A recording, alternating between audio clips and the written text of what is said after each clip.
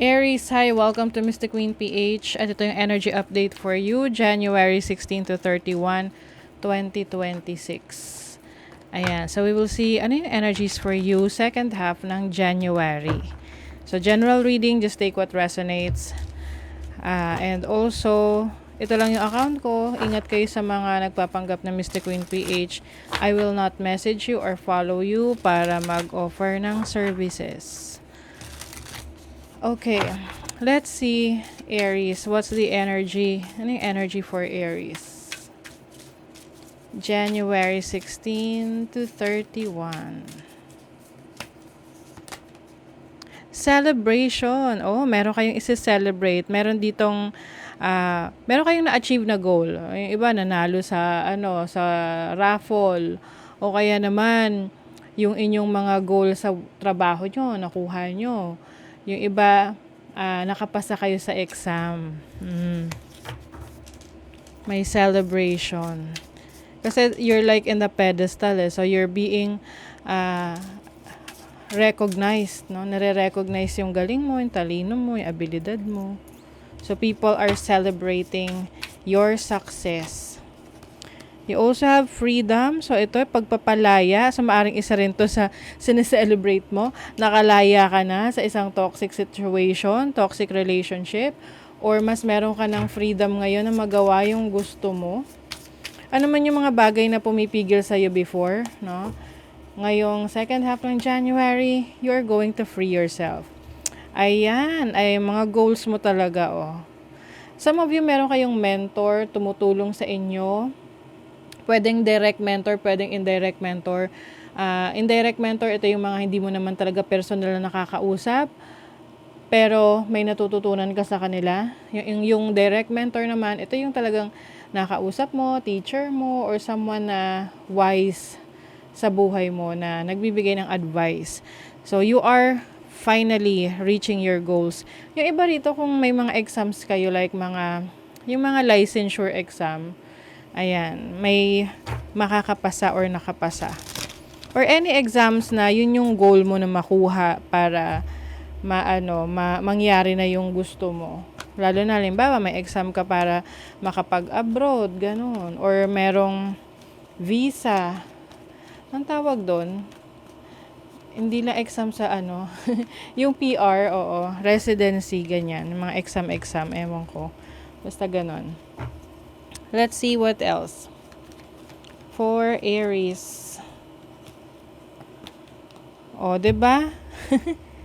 What did I tell you? 6 of Wands. You are being recognized.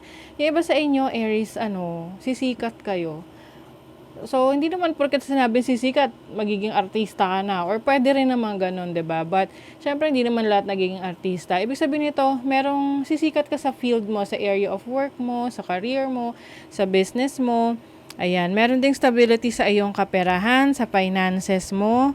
Mas makakapag-ipon ka na ngayon kasi mas maganda ang pasok ng pera sa iyo. The more na maraming pumapasok na pera, the more na mas nagiging yung masinop, mas nag-iipon ka ngayon. You have the Ace of Pentacles. There's a new career, new opportunity for money, for business, no? Ngayong second half ng January. You also have the Page of Pentacles. May pag-aaralan ka dito. Meron ka mga gustong i-explore, mga interest mo. Kaya lang medyo marami. Oo, pumili ka lang talaga kung alin dyan ang gusto mo. Para nandoon talaga yung focus mo. Kasi kung saan ka magfo-focus, doon ka mas magiging successful. Yung iba kasi, halimbawa, nalilito ka, alin ang uunahin mo, saan yung ipupursu mo, ay ang dami mong gusto or ang daming opportunity sa harap mo. Piliin mo lang yung kung saan ka komportable or saan talaga yung interest mo para mas ma-showcase mo yung talents and skills mo. 'Di ba? Okay, let's see. Sa naman, tingnan natin sa ayong kaperahan, career, money, career, finances for Aries, second half ng January. Money, career, finances. Meron ka talagang tinan mo, you are saving saving money. You are being provided for. O, ayan, o, meron kang source meron kang source ng resources. Meron kang pagkukunan ng pangangailangan mo. Ang tubig napaka-importante niyan, 'di ba? Oh, so this can be a community na may support group ka sa trabaho, sa business. Mas lalong nagiging malalim yung kaalaman mo, yung wisdom mo pagdating sa career mo, sa finances mo. You are also being creative. Marami kang mga talent, skills na ini-explore mo ngayon. You are exploring your abilities, your talent, skill set. Ayan. Tingnan pa natin, kuha tayo ng other cards. Ano pa? Ano pa yung energy for Aries? Kaperahan. Okay. Some of you meron kayong iso-sort out na problema sa trabaho or sa business or sa pera nyo. Mahahanapan nyo na to ng solusyon. Kung kayo ay nagkakaproblema sa trabaho, sa business, sa pera nyo, ayan. Pwedeng merong tutulong sa inyo or you're going to find your way. You have the 9 of Swords. Meron ditong nalilito, naguguluhan, masakit ang ulo. Pero ito na nga, siguro nag-overthink kayo sa mga problema na hindi naman talaga yan pangmatagalan na problema sa trabaho or business career mo, no? The Knight of Swords is you finding out the solution. And, andyan na yung opportunity for you na mag-take action dyan sa trabaho na yan or sa career na yan. So, i-pursue mo na. Huwag ka na magpatumpik-tumpik pa.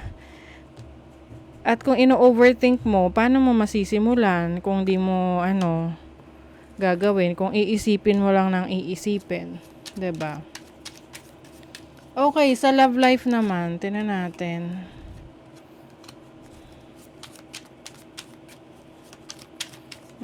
Okay. Yung iba sa inyo, you are in a relationship na ang tawag doon, same sex, oo. You have, okay. Yung iba pwedeng nagkakaroon kayo ng challenges sa relationship nyo. Regardless kung anong orientation, sexual orientation ninyo ha. Kailangan nyo kasi mag-usap. Hindi kayo masyadong nag-uusap. Napaka-importante ng pag-uusap. Kasi minsan, kahit nararamdaman mo, na kailangan mo para i-voice out, diba? Para kasing yung words are confirmation. Although sasabihin nila na, action speaks louder than words. Pero, diba, mas okay pa rin na sinasabi yung gusto mo, kung ano yung dapat gusto mo mangyari, kaysa nag-a-assume. Kaya sabihin niyan, ay, nag-a-assume ka lang. Diba? Oh. Medyo kasi yung iba sa inyo, naging complicated na yung situation ng relationship ninyo. Parang may kanya-kanya kayong goal sa buhay. Tapos, hindi nyo na naaasikaso yung relationship ninyo. Kumbaga, parang ang hirap maging successful sa career, sa business, sa trabaho, and at the same time, mabalance mo rin sa relationship. Kaya, kumbaga, napaka-importante na meron kang supportive na partner. Pwede ang ka-deal ninyo ay isang Earth sign, Taurus, Virgo, Capricorn. Magkakaroon dito ng realization. Oo, kasi pwedeng pwede kasing may inggitan dito. Oo, sa relationship talaga, hindi rin nawawala yan na akala mo supportive sa'yo yung person mo. Pero, sa totoo lang, ayaw pala niyang maging successful ka kasi gusto niya, nakaasa ka sa kanya or siya lang dapat yung successful. Mahirap naman pag ganun, 'di ba? Dapat, supportan nyo isa't isa. Magkakaroon dyan ng realization May ma-reveal na intention. Graceful transformation, soften your heart and find your flow. Ayan, so for you, yung pagbabago sa'yo, graceful.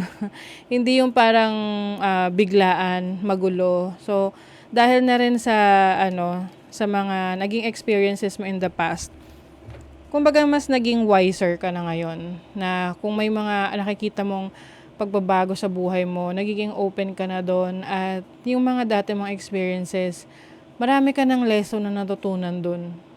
Kaya alam mo na kapag kailangan ng may baguhin sa sitwasyon mo. Okay, so that is your reading, Aries. Thank you so much. See you again.